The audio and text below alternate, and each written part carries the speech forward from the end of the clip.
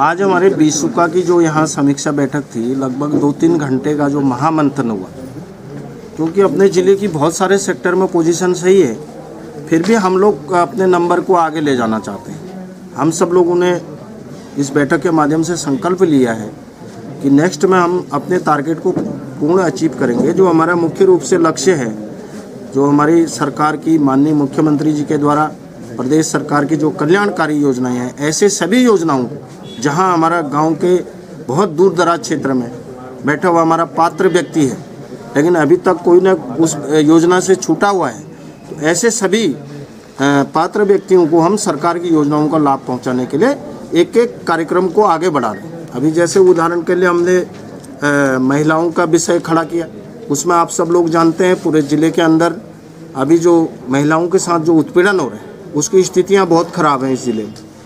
तो हमने उसको देखा है कि हम उसको कैसे उसका समाधान करें, उसके बारे में अभी बहुत सारी योजना बनी।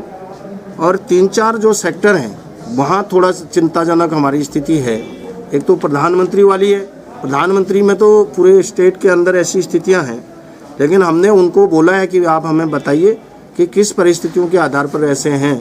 उन्होंने हमसे समय लिया है और इस समय अवधि के अंदर हम जो है निश्चित रूप से प्रधानमंत्री ग्राम सड़क योजना को भी अपने लक्ष्य के अनुरूप आगे बढ़ाएंगे, क्योंकि प्रधानमंत्री ग्राम सड़क योजना संपूर्ण ग्रामीण क्षेत्र के अंदर कार्य कर रही है। तो ऐसे सभी सड़कें जो निर्माणाधीन हैं, कुछ 2-3 सड़कें जिनका ये समिति के द्वारा भी वेरिफिकेशन होना है, मैंने अपना कार्यक्रम में उसको रखा है। तो आप सब लोगों का भी स्वागत है।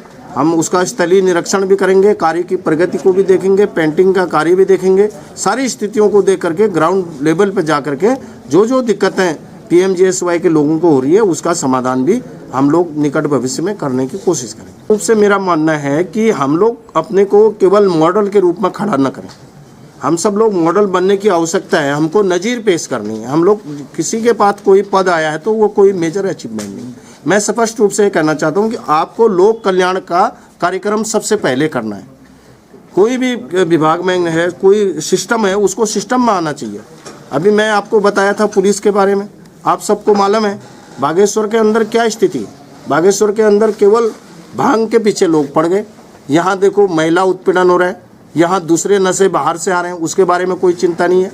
वन्य जीव का कार्यक्रम हो रहा है, उसकी कोई चिंता नहीं है। बहुत सारी स्थितियाँ खराब हैं और यहाँ के थानों में हमारे एक व्यक्ति को रिस्पॉन्स नहीं मिलता है। थानेदार कोई रिस्पॉन्स नहीं देता। मेरे गाँव की 2 घटनाएँ हैं, अभी 2 महिलाओं के साथ इतना बड़ा अत्याचार हुआ, लेकिन आज की तारीख में तक उनका जो अभियुक्त है वो 420-220 की धारा में उसको लगा करके 500 से 504 में उसको बाहर कर दिया, जबकि वो महिला घायल है। 3-3, 4-4 महीने से जो है वहाँ हॉस्पिटल में इलाज करके वो अभी घर में आई। लेकिन मैंने पुलिस को जब संपर्क किया तो उन्होंने कोई रिस्पॉन्स नहीं दिया।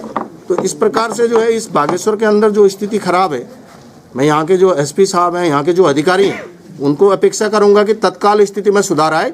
अन्यथा जो DGP महोदय ने जो सरकार ने संकल्प लिया है, मुझे प्रदेश में जाकर के ये सारा विषय को बताना पड़ेगा और निश्चित रूप से उसका समाधान होगा कि महिलाओं का सम्मान और नौजवानों को रोजगार और किसानों को खेत में पानी और स्वाभिमान से जो है हमारे समाज को खड़ा करना, ये हमारा लक्ष्य है। लेकिन उसमें कहीं कोई गड़बड़ कर रहा है तो निश्चित रूप से जो है हम उस विषय को आगे ले जाएंगे।